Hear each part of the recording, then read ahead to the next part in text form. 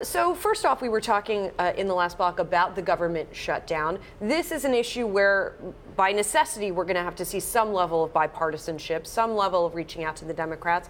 What do you think will be the outcome of it, besides just keeping the lights on? Right. Well, I mean, I do think that the most sort of imminent resolution is going to be to kick the can down the road, right? Do not underestimate the prospect of a congressional recess to motivate members of Congress to simply pass something in an expedient fashion. So we will probably see a short-term CR, continuing resolution, until January 19th or 20th. But then come sort of the big, all these issues that you had alluded to in your previous segments, DACA, the healthcare issue, and the spending caps. And I think that, you know, to your point, David, earlier, you need 60 votes for most of these things. So you need to get Democrats on them. And I think really the way that you do that is you make sure that they have non-defense discretionary spending increased to an amount that actually gets the votes. So I think that, you know, from a markets perspective, from an investment perspective, you know, in addition, you're seeing some stimulus from the tax cut. You'll probably see some, you know, pretty significant fiscal stimulus in 2018 and 2019 from a spending deal. Yeah, that sounds like let's just write a bigger check. Exactly. Even bigger than we thought we were writing it. Okay, it's always easy to get out of it that way. But let's go back to the tax bill for a second. We say we're past it. Are we past it? There's this thing called technical corrections, which, as I understand, sometimes aren't so technical, and they aren't just corrections. Are they going to have to go back and clean some of this up? Yeah, I mean, it's a great point. I mean, I do think, sort of taking a step back, I mean, what we have seen congressional Republicans and President Trump do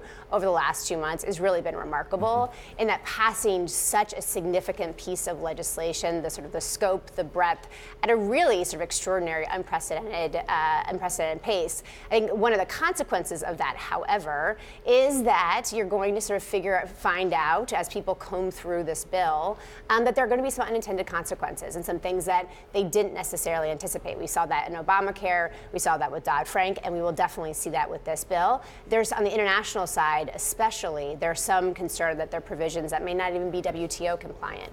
So I think you're going to see probably some other bite at the apple here. I think the big question is whether Democrats play ball, because you probably need those 60 votes in order to do a technical correction, and that remains to be seen. And they'll have one less vote on the Senate side. Exactly. So they will need nine. They will need 9 Democrats. Yes, exactly. So what if they can't? I mean, what happens then if they can't come to some sort of agreement? Well, and what we've seen with Obamacare and even Dodd-Frank, we haven't seen a technical correction for either of those big pieces of legislation that were signed into law. It just never gets fixed. It just doesn't get fixed. And so, you know, the participants sort of try their best in terms of adhering to the law, but it's pretty clunky. And I think just given how quickly this was passed, there may be even more issues than we even saw in Obamacare and Dodd-Frank. So that's all sort of old business. What about the new business? Because now we hear about welfare reform, we hear about infrastructure, but boy, they're really ambitious. They really are, and they're obviously galvanized by, again, this pretty extraordinary legislative achievement.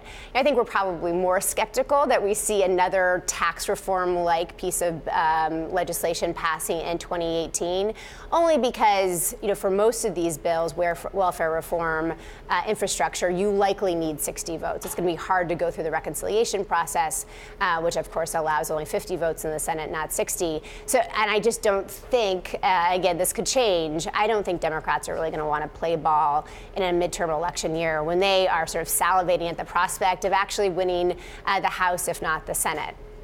I'm also curious if even the deficit hawks, the Republican deficit hawks, who were sort of cowed or who wanted the tax bill enough that they were willing to put up with that increase in the deficits for something like infrastructure, they're not going to be exactly. And I think that's an excellent point, and I think we'll probably see it on spending as well.